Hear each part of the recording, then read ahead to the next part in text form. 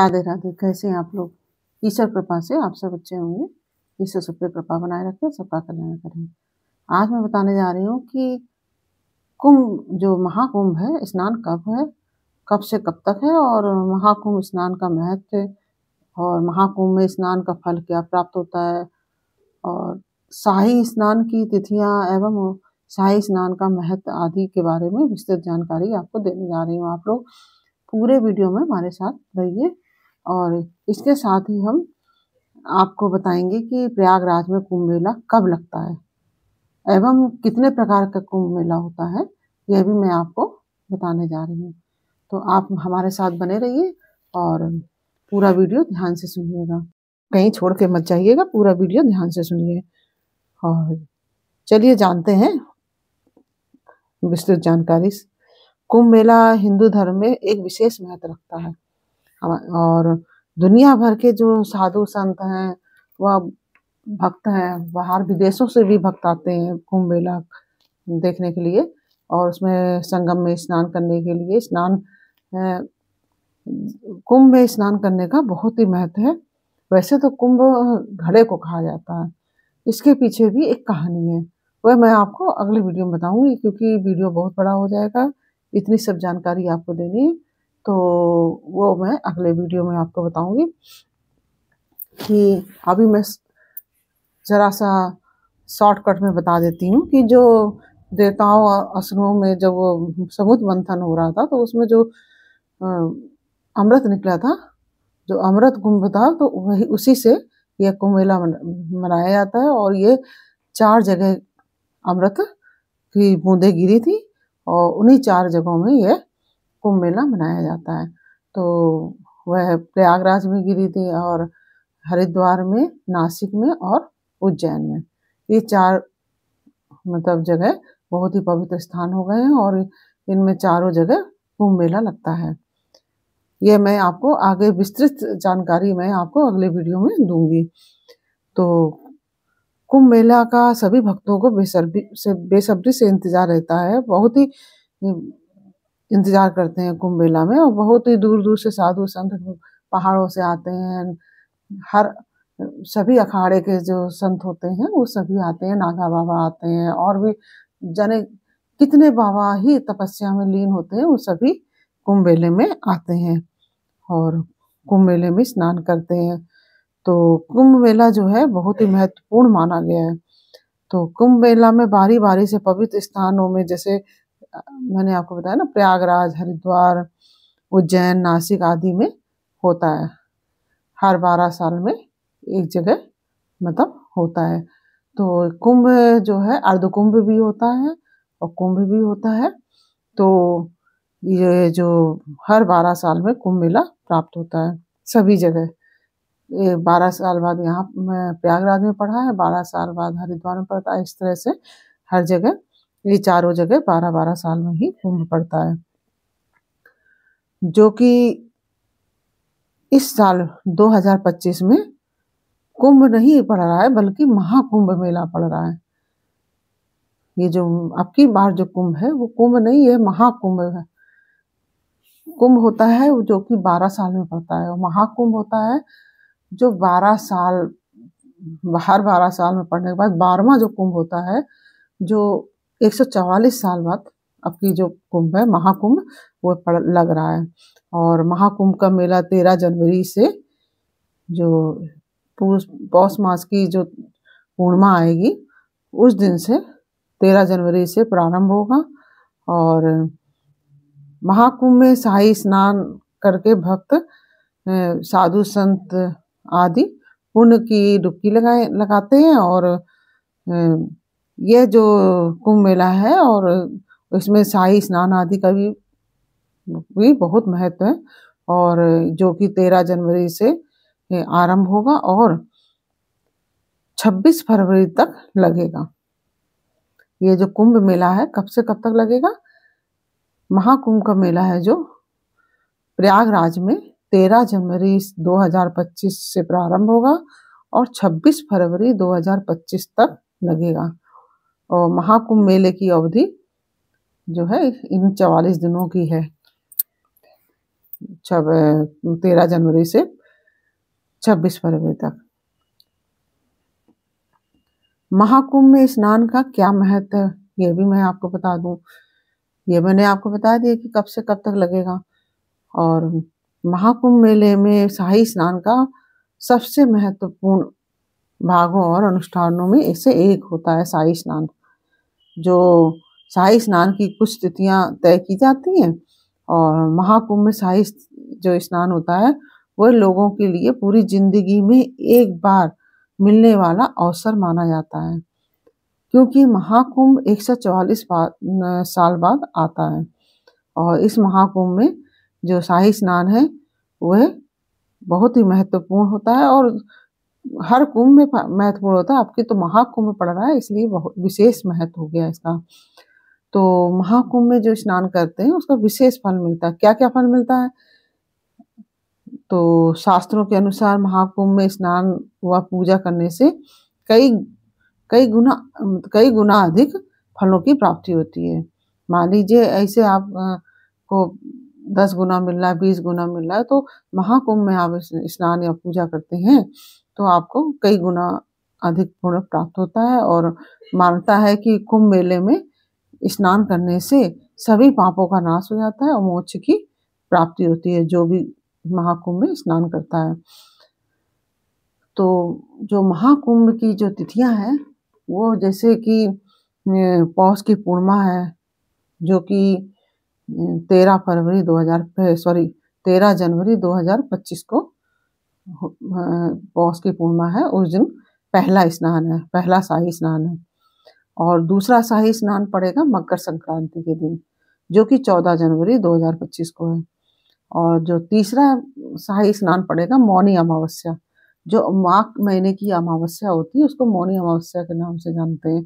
तो ये जो कुंभ मेला महाकुंभ है, तो इसमें मौनी अमावस्या जो है वो 29 जनवरी 2025 को है, जो कि सोमवती अमावस्या सोमवार के दिन पड़ने के कारण यह सोमवती अमावस्या भी कही जाएगी। तो 29 जनवरी को यह तीसरा स्नान है महाकुंभ का, जो तीसरा शाही स्नान। और जो चौथा शाही स्नान है वह 3 फरवरी को 2025 को होगा। और जो पांचवा जो है शाही स्नान वह माघी पूर्णिमा जो होती है, उसमें 12 फरवरी जो है 12 फरवरी को माघी पूर्णिमा है, तो माघ महीने की पूर्णिमा है, तो उसमें 5वां स्नान होगा शाही स्नान। और छठवां और अंतिम शाही स्नान होगा महाशिवरात्रि। महाशिवरात्रि तो आप सभी लोग जानते ही हैं। महाशिवरात्रि 26 फरवरी को पड़ रही है, तो 26 फरवरी 2025 को महाशिवरात्रि पर्व है।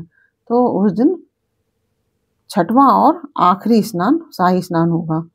तो इस तरह से ये 6 स्नान महाकुंभ में जो है शाही स्नान की तिथियां हैं। तो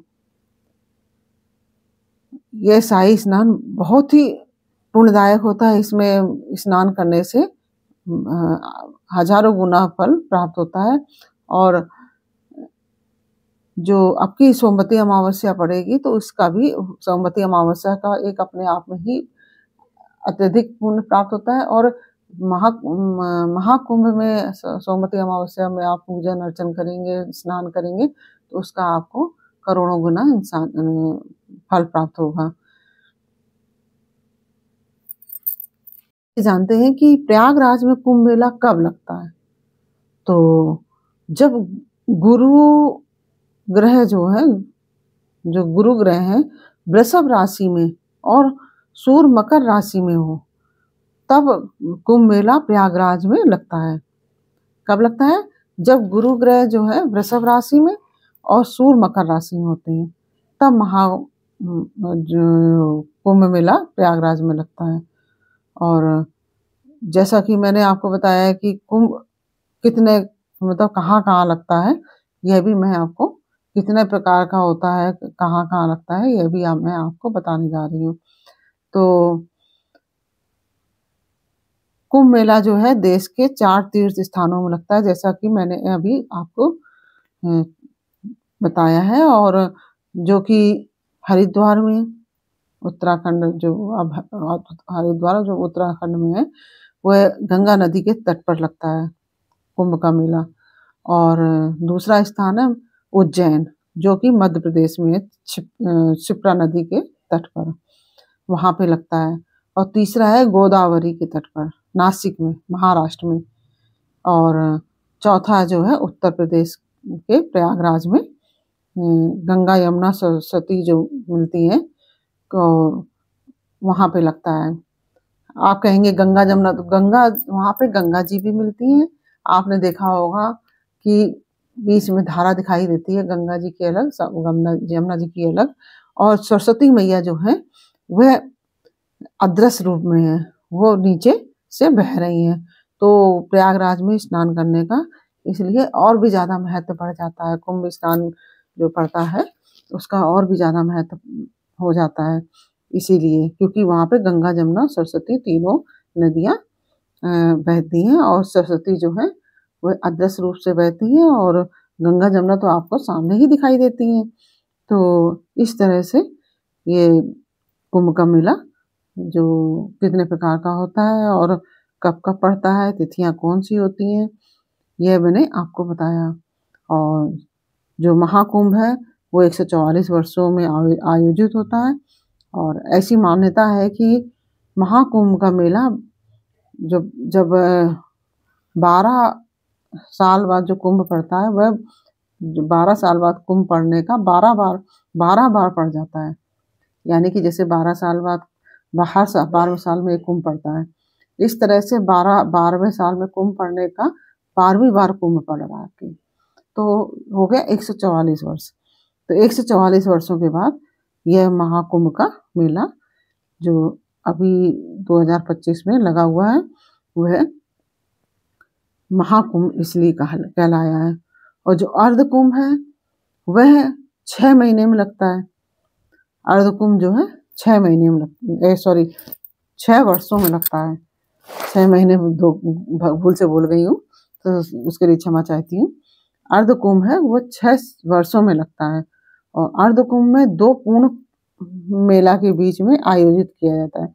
जैसे ये 6 साल हो जाते हैं कुंभ पड़ने के, उसके 6वें साल में कुंभ पड़ता है। और 12वें साल में महाकुंभ, मतलब कुंभ, अर्ध कुंभ पड़ता है, और 12वें साल में कुंभ पड़ता है। तो अर्ध कुंभ का आयोजन जो है हरिद्वार व प्रयागराज में किया जाता है। और जो माघ मेला होता है वह माघ मेला का आयोजन हर साल किया जाता है, और इसे छोटा कुंभ भी कहते हैं बहुत से लोग। तो यह प्रयागराज में ही माघ मास का जो आयोजन है वो किया जाता है। आमतौर पर यह जनवरी और फरवरी के महीने में लगता है, क्योंकि आपने देखा होगा, आप सभी जानते होंगे कि हर साल माघ के महीने में माघ मेला लगता है प्रयागराज में। तो ये केवल प्रयागराज में ही लगता है। और जो पूर्ण कुंभ है वह, उसका आयोजन 12 वर्ष में किया जाता है। फिर से मैं आपको बता रही हूँ, 12 वर्ष में किया जाता है। और यह 4 स्थानों में, हरिद्वार, प्रयागराज, नासिक व उज्जैन में कहीं भी लग सकता है। 12 साल बाद लगता है ये। और जो माघ मेला है उसका आयोजन जो है हर साल इसको प्रयागराज में किया जाता है, इसका आयोजन। और प्रयागराज में माघ स्नान किया जाता है आमतौर पर। यह क्योंकि माघ का महीना ज़्यादातर तब जनवरी और फरवरी में ही होता है, तो इसी में यह माघ मेला लगता है पूरा। तो इसमें माघ स्नान करने जाते हैं लोग, वहाँ रहते हैं, कल्पवास करते हैं। इस तरह से ये मैंने आपको बताया। और ये बहुत ही पुराना मेले का इतिहास है, क्योंकि कहते हैं, कुछ ग्रंथों में यह भी कहा गया है कि कुंभ मेले का आयोजन 850 वर्ष पुराना है। और महाकुंभ की शुरुआत आदि शंकराचार्य द्वारा की गई थी। जो महाकुंभ की शुरुआत है आदि शंकराचार्य द्वारा की गई थी। और कुछ कथाओं में यह भी बताया गया है कि कुंभ का आयोजन समुद्र मंथन से किया जाता है। जब समुद्र मंथन हुआ था तब से किया जाता है। कुछ मतलब अलग अलग मत है सबके, तो कुछ विद्वान ऐसे कहते हैं, कुछ विद्वान वैसे कहते हैं।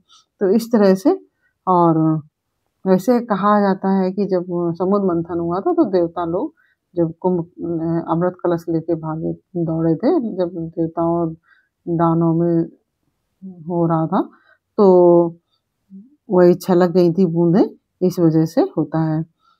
और कुंभ मेला की शुरुआत बहुत पहले ही आदिकाल से ही हो रही है और यह बहुत ही स्नान दान आदि करने के लिए माघ का महीना वैसे भी बहुत पुण्यदायक माना गया है और कुंभ मेले में स्नान दान आदि का बहुत ही महत्व है। सभी को कुंभ स्नान के लिए महाकुंभ के स्नान के लिए जाना चाहिए। वहाँ पे बड़े बड़े साधु संत ऋषि आए हुए हैं, ऋषि मुनि वगैरह सब आए हुए हैं। बहुत ही मतलब एक से एक जो तपस्या में लीन है संत, बहुत दिनों से वर्षों से तपस्या कर रहे हैं, वह सभी साधु संत कुंभ मेला में आते हैं और स्नान आदि करते हैं।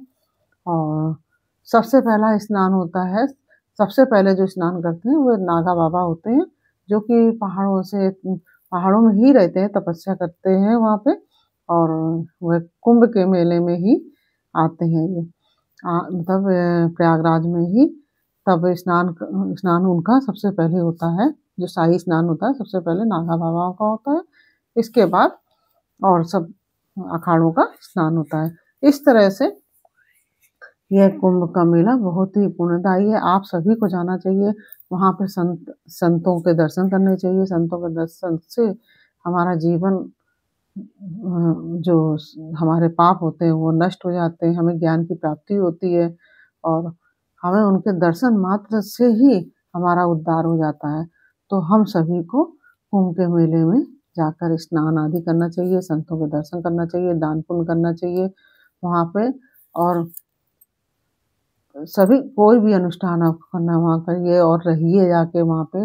वहाँ कथाएं भी होती हैं, उनका आनंद लीजिए। इस प्रकार से आप सभी कुंभ मेले में जाकर अपने जीवन को पावन बनाइए और अपने जीवन को सार्थक कीजिए।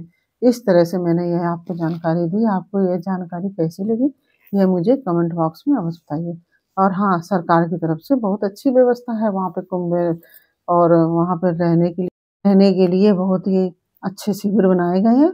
वहाँ आप सब जाइए, वहाँ पे निवास कीजिए, और आपकी इच्छा हो तो कल्पवास जो कहते हैं 1 महीने लोग करते हैं, जो 44 दिन करते हैं, 1.5 महीने करते हैं, जैसा आपकी सामर्थ्य हो उस प्रकार से कीजिए। और सरकार की तरफ से बहुत अच्छी सुविधाएं दी गई हैं वहाँ पे और बहुत ही अच्छी व्यवस्था है। इस तरह से आप सभी जाकर अपने जीवन को सार्थक कीजिए और अपने जीवन को उन्नतशील बनाइए, और साथ ही अपने स्वास्थ्य का ध्यान भी रखिए, क्योंकि जाड़े का महीना है, जाड़ा बहुत पड़ रहा है, इसलिए अपने अपने स्वास्थ्य का भी विशेष ध्यान रखिए। और वहाँ पर जाके कोई गलत खान पान या गलत हरकत मत कीजिए कोई भी, और जो कर रहा हो उसको भी रोकिए। तो इस तरह से हम सबको मिलकर इस महाकुंभ के आयोजन को सफल बनाना है, क्योंकि बाकी तो सरकारी प्रयास हो ही रहे हैं, और हम आप जब जाएंगे तो अपने कोई गलत कार्य नहीं करेंगे, तो इसी से हमारे लिए बहुत ही अच्छा होगा। और इसी के साथ ही हम अनुमति चाहेंगे। और यह जो जानकारी मैंने आपको दी, ये जानकारी आपको कैसी लगी यह मुझे कमेंट बॉक्स में अवश्य बताइए। अच्छी लगी हो तो वीडियो को लाइक शेयर अवश्य कीजिए और कमेंट में राधे राधे अवश्य लिखिए। फिर मिलते हैं आपसे अगले वीडियो में एक नई जानकारी, एक नई कहानी के साथ। तब तक के लिए राधे राधे।